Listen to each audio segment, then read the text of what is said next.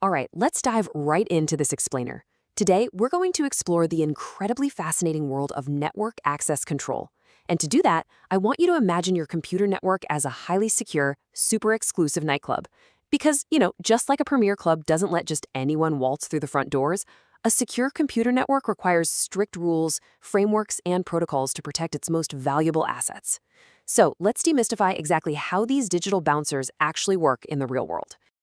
To understand how networks decide who gets in, we're going to follow this roadmap right here.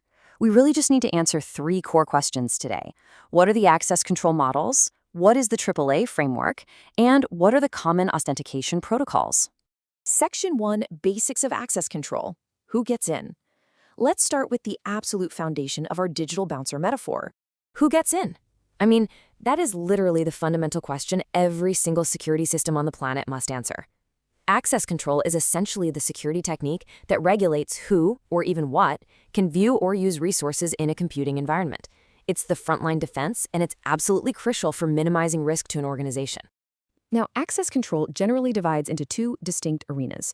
Physical access control is literal. It's locking the actual physical doors to the data center or an office building using things like access card readers. Logical access control, on the other hand, evaluates your digital credentials. We're talking passwords, security tokens, or biometric scans to let you into the network itself. And for this explainer, we're focusing squarely on that logical side. Section 2, 4 access control models, setting the rules. We know we need to control access, but how do we actually build those rules? Well, we use models. First up, we have mandatory access control, or MAC. Think of this as a super rigid government VIP list. It works in concentric circles of sensitivity, ranging from unclassified all the way down to top secret. In this model, a central system administrator dictates access based on strict security clearance levels. And the wild part? You literally cannot change your own permissions here, even if you're the one who created the file. It's highly secure, which makes it perfect for the military, but man, it's very expensive and incredibly time-consuming for an administrator to manage. Now contrast that with discretionary access control, or DAC. In this model, the owner of a specific resource gets to case-by-case invite whoever they want to their digital table. Fun fact for you, this is actually the default model for most personal operating systems like Windows or Mac OS. It's incredibly versatile and super easy to manage, but because it relies heavily on user discretion, it's way more vulnerable to human mistakes or insider attacks. Then there's role-based access control, or RBAC. This model simply gives you a wristband with permissions based purely on your job title within the organization. If you're a manager, you get manager access. If you're a general user, you just get general access. It ensures users only access the information they actually need to do their specific jobs. This is a real game changer because it greatly improves operational efficiency while massively reducing the risk of data leakage. Finally, we have attribute-based access control, or ABAC. And guys, this is the smartest bouncer of them all. Instead of just looking at your job title, it dynamically grants access by evaluating a really complex set of conditions. It looks at subject attributes like your nationality, environmental attributes like your current location and the time of day, and resource attributes. All of this data gets fed right into an authorization engine to make a highly specific permit or deny decision on the fly. So the crucial takeaway here is really understanding the difference between those last two. While RBAC relies on static, predefined roles, offering somewhat coarse-grained control, like, say, letting all university lecturers access Google, ABAC offers much more dynamic, fine-grained control. It lets you make decisions under specific conditions, like only letting an engineering lecturer access the MATLAB software, and maybe only during working hours. Section 3, the AAA Security Framework. Processing guests. Okay, once the rules are set by those models, the network needs a standardized system to actually process the guests. Enter the AAA framework. This is the chronological security engine of the entire network. Its job? To intelligently control access to computer resources, enforce those policies we just talked about, audit usage, and provide a standardized way to manage everything across the entire organization. AA stands for Authentication, Authorization, and Accounting, and it happens in that exact chronological order. Honestly, think of this 3-step process like a night out at the club.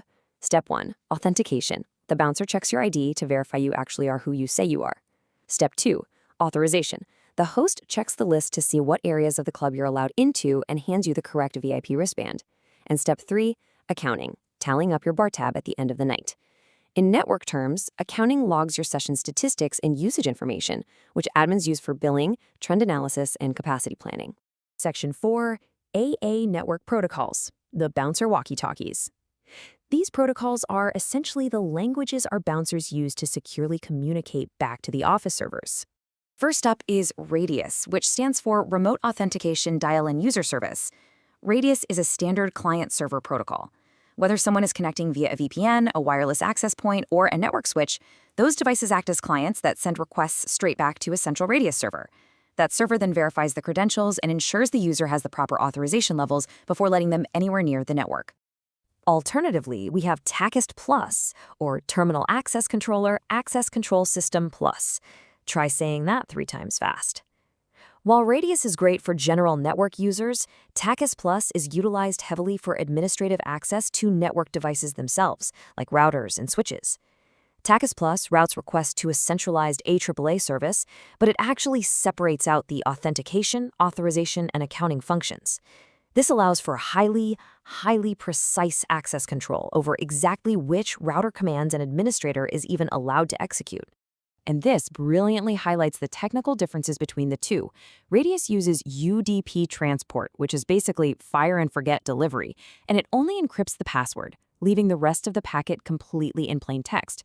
TACX Plus, which was developed by Cisco, uses the much more reliable TCP protocol and encrypts the entire body of the packet. Plus, as we just noted, TACX Plus separates those AAA functions, whereas Radius bundles authentication and authorization together. Section 5. Point-to-point authentication protocols, proving identity. So how do individual remote devices prove they are who they say they are, often over VPNs? We have 2 common point-to-point protocols here, and man, they highlight a stark difference in security. On one hand, we've got PAB, the Password Authentication Protocol. It uses static credentials in plain text, which is pretty much the digital equivalent of shouting your password across a crowded bar. No good. On the other hand, we have CHAP, the Challenge Handshake Authentication Protocol. CHAP doesn't send the password at all. Instead, it uses a randomly generated challenge string and an encrypted one-way hash to verify identity. The difference between how these two operate is literally night and day. PAP uses a very simple two-way handshake, just sending the username and password in plain text. If a bad actor intercepts it, it's game over. They instantly have your password. CHAP, however, uses a secure 3-way challenge response handshake. The server sends a challenge, the remote router sends back a mathematical hash, never the actual password itself. CHAP actively shuts down eavesdroppers in their tracks. To summarize our explainer today, just think back to our digital bouncer. The access control models, like MAC, DAC, RBAC, and ABAC, define the strict rules our nightclub enforces right at the door. The AAA framework, authentication, authorization, and accounting, is the chronological engine that manages the guest list and tracks who's inside. And finally, the protocols, from Radius to CHAP, are the secure walkie-talkie languages ensuring everyone communicates safely. Which leaves us with one final provocative thought to consider. As remote work, cloud networks, and mobile data continue to expand and grow endlessly complex, how will these invisible digital gatekeepers adapt to keep our most sensitive data safe? What will the access control models of the future even look like? Thank you so much for joining me for this explainer, and as always, keep learning.